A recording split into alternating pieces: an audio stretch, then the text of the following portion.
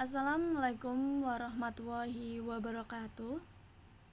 Puji syukur atas kehadiran Allah Subhanahu wa Ta'ala yang telah memperkenankan kita untuk bertemu pada hari ini melalui media virtual. Dan tak lupa pula kami ucapkan sholawat serta salam kepada junjungan Nabi besar kita, Nabi Muhammad SAW, yang kita tunggu syafaatnya di yaumul akhir. Yang terhormat Bapak Miftahul Huda MAG selaku dosen metodologi studi Islam dan teman-teman yang saya banggakan.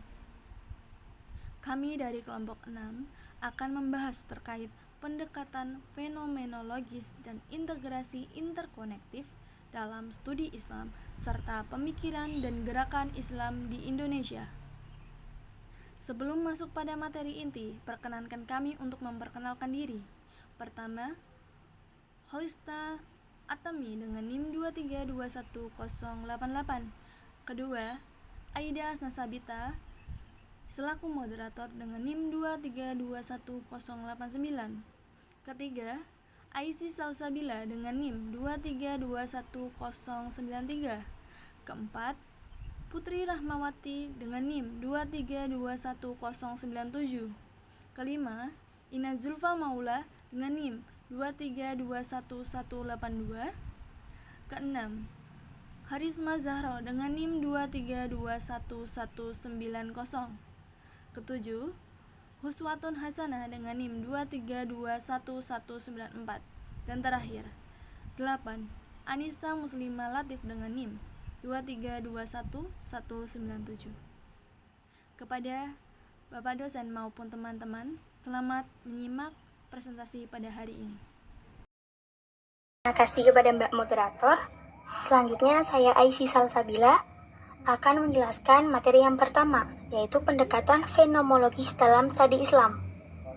Kata fenomenologi berasal dari bahasa Yunani, yaitu painomenon, yang berasal dari kata painestai, painomai, painein, yang artinya menampakkan atau memperlihatkan. Fenomena dalam bahasa Indonesia disebut sebagai gejala, artinya sesuatu yang tampak, yang terlihat karena bercahaya. Fenomenologi merupakan suatu aliran filsafat yang tumbuh pada abad ke-19, yang membicarakan tentang fenomena atau segala gejala yang menampakkan diri adalah Edmund Husserl pada tahun 1859 sampai 1938 yang mengemukakan metode filsafat fenomenologi ini. Namun, filsafat fenomenologi suatu fenomena tidak hanya dari pengamatan indera, tetapi juga melalui rohani spiritual atau tanpa melewati suatu peristiwa. Objek penelitiannya ialah fenomena, yakni berupa data yang sederhana. Fenomena yang dimaksudkan fenomena alamiah yang diserap dengan observasi empiris, dan bukan pula fenomenologi pandangan seperti pandangan keagamaan. Menurut Khairiyah, tahun 2013, menyebutkan jika fenomenologi digunakan dalam mengkaji Islam, berarti seorang peneliti memahami dan menganalisis Islam bukan atas dasar nilai-nilai yang tertuang dalam teks yang bersifat normatif.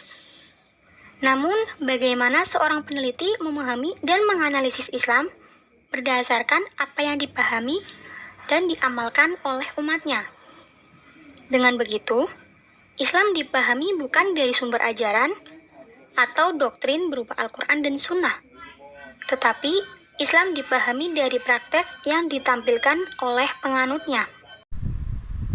Fenomenologi terdapat beberapa pendekatan yang digunakan, antara lain, pertama, pendekatan kooperatif dan sistematis.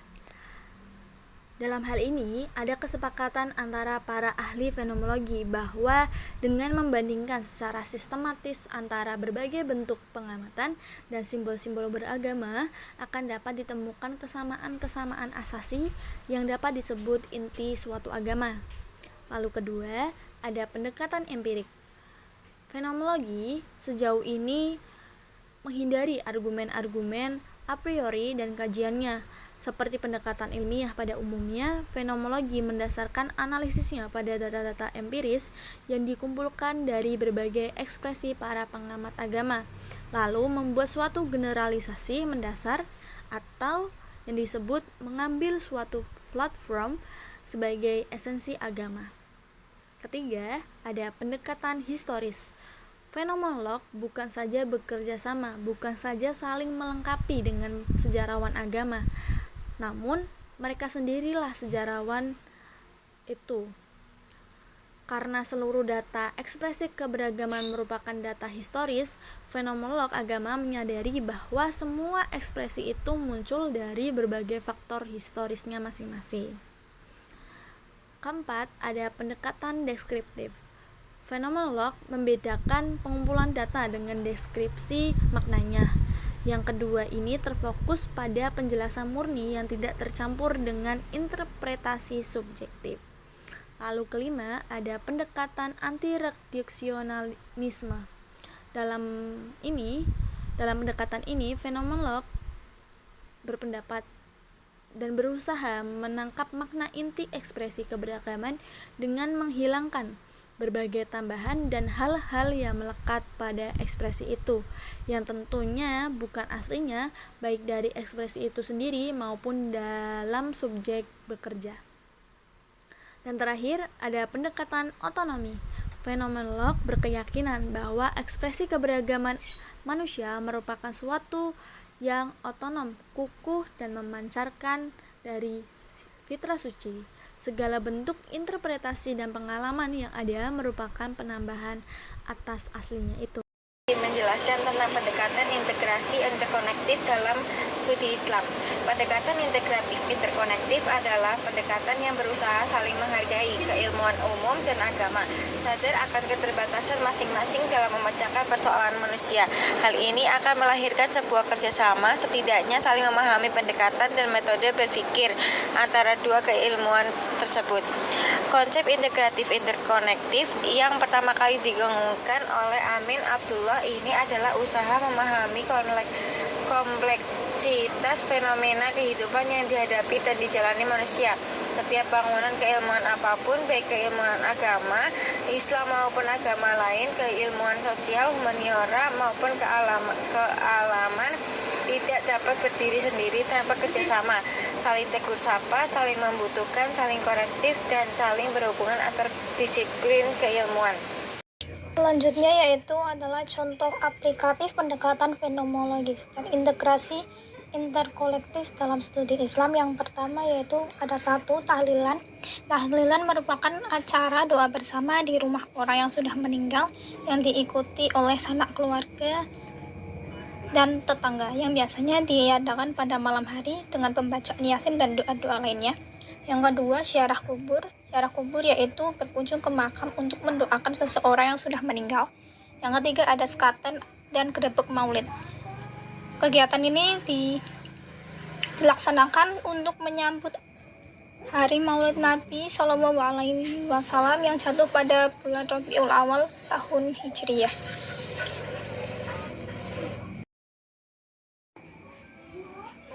Selanjutnya, corak pemikiran Islam di Indonesia. Yang pertama, Islam fundamentalis. Yang kedua, Islam neo-tradisionalis. Yang ketiga, Islam neo-modernis. Yang keempat, Islam liberal. Faktor yang mempengaruhi corak pemikiran Islam. Perbedaan sudut pandang dalam memaknai teks syariat agama, keadaan sosial dan budaya, keadaan politik, serta kemajuan teknologi. Yang pertama, fundamentalis. Pemahaman praktek yang bertumpu pada hal-hal yang bersifat asas mendasar, karakteristiknya kebenaran hakiki ada dalam teks agama, menolak pluralisme dan relativisme, cenderung memonopoli kebenaran jika tidak diimbangi ilmu, serta tidak membuka toleransi. Selanjutnya, liberalisme mendefinisikan Islam tidak hanya secara teksnya, namun juga dengan penafsiran konstekstual. Karakteristiknya menolak taklid, membuka luas pintu ijtihad, serta menolak bahwa penilaian Islam terbatas pada otoritas tertentu. Selanjutnya neotradisionalis, berangkat dari akar tradisionalis yang menempel guna mereformasi pola pikir agar lebih terbuka dengan gagasan modern. Karakteristiknya meyakini Islam selaras dengan kebudayaan. Islamisasi bukan Arabisasi, lebih terbuka terhadap realitas sosial, dan nilai keislaman merupakan etika bermasyarakat. Neomodernis, sebagai respon perkembangan, bahwa Islam adalah agama yang dinamis, cirinya mengkaji dan mengkritik pemikiran Barat, modernisasi pemikiran Islam. NIM 2321182 akan menjelaskan tentang gerakan pembaharuan Islam di Indonesia. Yang pertama ada pembaharuan Islam di Indonesia abad ke-18 sampai 19, yang kedua pembaharuan Islam di Indonesia abad ke-20, yang ketiga ada pembaharuan Islam Indonesia setelah kemerdekaan. Yang pertama, pembaharuan Islam di Indonesia abad ke-18-19. Tema-tema penting dalam pembaharuan ini berada di seputar fikih melawan tasawuf wujudiyah yang marak ketika itu. Sementara pembaharuan di era modern memiliki tema yang lebih beragam, mengingat tantangan yang dihadapi bukan hanya dari internal umat Islam, namun lebih dari itu tantangan terberat berasal dari modernitas yang dibawa Barat. Yang kedua, pembaruan Islam di Indonesia abad ke-20. Berbeda dengan masa sebelumnya, pola pembaruan yang berpusat pada tokoh sentral dengan kekuatan jaringannya pada awal abad ke-20 ini terjadi pergeseran pola pergerakan dalam pembaruan. Yang ketiga, pembaruan Islam setelah kemerdekaan. Awal dekade ini, kalangan intelektual Indonesia mulai akrab dengan teori modernisasi Barat yang mereka peroleh selama studi di negara-negara Barat, ataupun dari hasil bacaan yang diperoleh. Akan tetapi, bagi kalangan umat Islam Indonesia, wacana modernisasi merupakan hal yang baru. Kalangan Islam dihadapkan pada antara dua pilihan, ikut berpartisipasi mendukung pemerintahan baru atau menolak dengan konsekuensi kehilangan kesempatan berpartisipasi. Demikian yang dapat saya sampaikan. Terima kasih. Perkenalkan, nama saya Harisma Zahroh, NIM 2321190, akan memaparkan materi yang ketiga, yakni pemikiran dan gerakan Islam fundamentalis. Istilah Islam fundamentalis sebagai sebuah kesatuan dari berbagai fenomena sosial keagamaan dari kelompok-kelompok muslim yang sedemikian kompleks. Hal ini disebabkan definisi yang dibuat tidak sepenuhnya mampu mendeskripsikan fenomena beragam atas gerakan-gerakan keagamaan yang muncul di Indonesia. Selain itu, dalam beberapa literatur, istilah yang digunakan untuk menggambarkan fenomena kontemporer atau fundamentalisme Islam tidaklah seragam. Istilah Islam fundamentalis seringkali dipakai secara overlapping dengan istilah Islam radikal atau Islam revivalis. Kemudian materi selanjutnya akan dipaparkan oleh rekan saya. Terima kasih kepada pemateri sebelumnya yang telah menjelaskan materi. Kemudian, perkenalkan, nama saya Uswatun Hasanah dengan NIM 2321194. Nah, di sini saya akan menjelaskan tentang pemikiran gerakan Islam moderat dan liberal.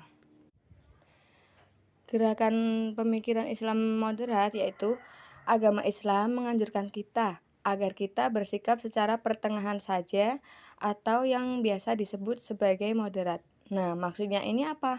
Maksudnya kita harus bersikap moderat di antara ekstrim aliran agama kanan dan agama kiri. Jadi kita tidak boleh terlalu berpaku pada suatu pemikiran aliran saja, dikarenakan Islam telah menganjurkan bahwa kita untuk berpikir secara pertengahan. Boleh terlalu memikirkan bahwa kita itu benar maupun kita itu salah. Nah, semua umat berlomba-lomba selalu berpikir bahwa dirinya moderat. Nah, maksud moderat yaitu kita diibaratkan seperti mengukur air di dalam sungai. Nah, ketika kita orang yang pendek, maka kita akan mengukur bahwa wah, sungai itu dalam. Nah, ketika kita tinggi, kita mengukur sungai itu. Wah, rasanya sungai itu tidak terlalu dalam. Jadi intinya kita mengukur kedalaman agama seseorang tidak boleh harus menggunakan logika atau pemikiran suatu pendapat saja. Jadi kita harus menggunakan takaran sesuai aturan syariat. Jadi ketika kita menggunakan ukuran, maka kita tidak akan menemui pertentangan dalam suatu permasalahan yang muncul di kehidupan sehari-hari. Jadi pada intinya yang dinamakan Islam itu ya sudah termasuk moderat, berarti berada di tengah-tengah. Dalam kehidupan beragama kita tidak boleh berlebih-lebihan. Contohnya wala tusrifu wala ta'tadu. Nah, itu wala tusrifu itu kita sudah dianjurkan bahwa dalam kehidupan sehari-hari berlebih-lebihan itu tidak baik bagi diri kita sendiri maupun bagi orang lain.